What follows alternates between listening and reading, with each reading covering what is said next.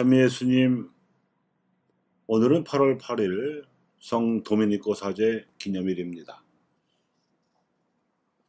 오늘 독서에서는 모세와 아론과 미리암 등 이스라엘 백성의 지도부 안에서 갈등이 생겨났는데 하느님께서 모세의 리더십을 확고하게 세워주셨다는 이야기를 들었습니다.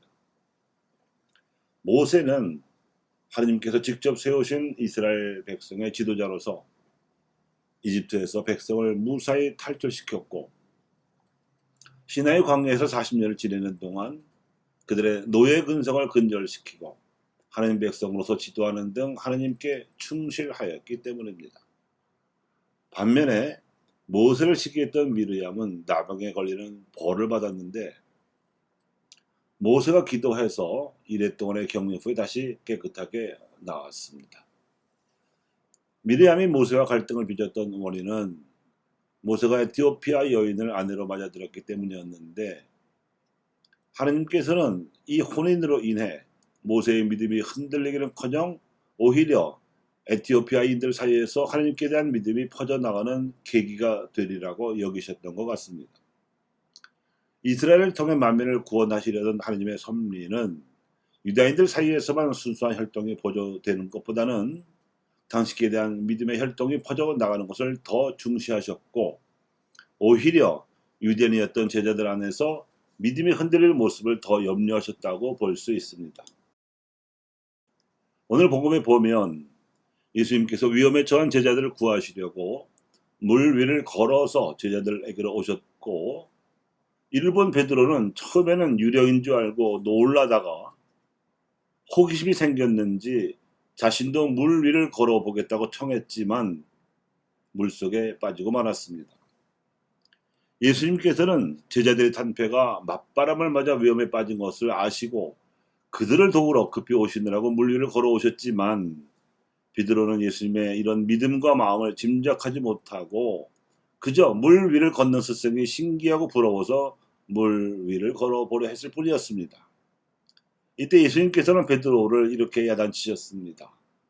이 믿음이 약한 자야, 왜 의심하였느냐?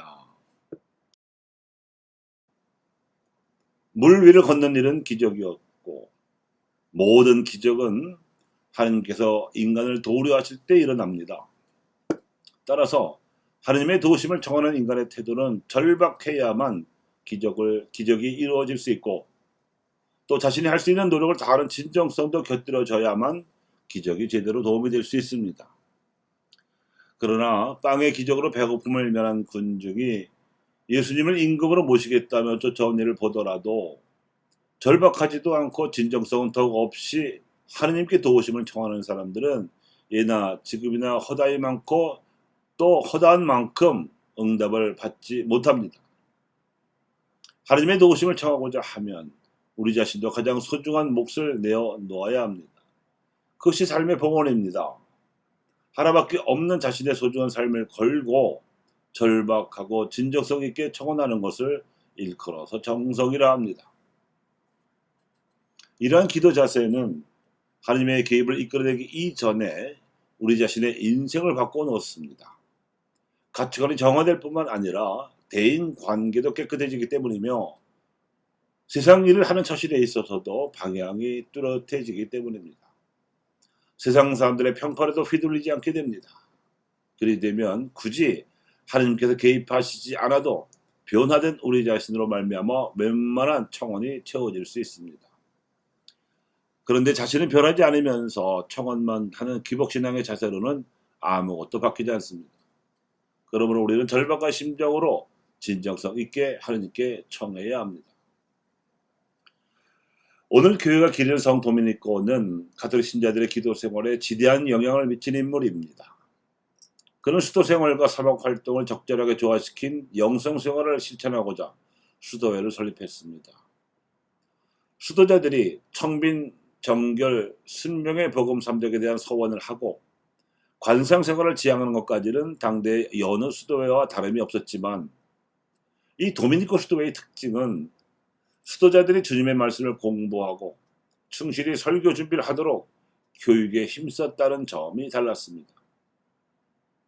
그리하여 도미니코 설립한 설교자 회의는 1년 중 6개월 동안은 수도원 안에서 기도 생활에 전념하고 다른 6개월 동안은 교구와 본당을 순회하며 설교하는 새로운 전통을 만들어냈습니다. 동시에 성모 마리아에 대한 신심 운동을 이끌어냈고 특별히 묵주기도의 전통을 가톨릭 교회 안에 널리 전파했습니다. 그 결과 오늘날 성모 마리아에 대한 신심의 하나인 묵주기도가 가톨릭 교회에 널리 확산되어 대중화되도록 지대한 공헌을 했습니다. 또한 설교를 통한 영혼 구원이라는 설립 목적을 이루기 위해서 수도자들이 최선을 다해 공부해야 했고 결국 대알베르토스와 토마스 아퀴나스 같은 위대한 신학자들을 배출했습니다. 교우 여러분, 아론과 미리암이 하나님의 뜻도 모른 채 모세를 오해했다가 미리암이 벌을 받은 고사를 반면교사로 삼으시고 교회의 지도자들을 존경하십시오. 또 물 위를 걸으신 예수님의 본심도 모르고 겉으로 흉내만 내려다가 물속에 빠진 베드로의 태도 역시 반면교사로 삼으십시오. 절박한 지향으로 진정성 있게 기도를 바치지 않으면 베드로처럼 물속에 빠질 수 있지만 절박성과 진정성을 지니고 기도하면 예수님께서 물 위를 걸어서라도 제자들을 도우러 가시려던 기적이 얼마든지 다시 일어날 수 있습니다. 여기서 신자들이 절박성과 진정성을 가지고 기도할 수 있는 수단으로서 묵주기도를 가르치고 예수님의 절박성과 진정성을 배울 수 있도록 설교로 교회를 쇄신시키려 했던 도미니코를 정면 교사로 삼아 본받으십시오. 기도의 조건은 절박성과 진정성이며 그 힘은 위기에 처한 이들을 구해내도록 하느님을 움직일 수 있습니다.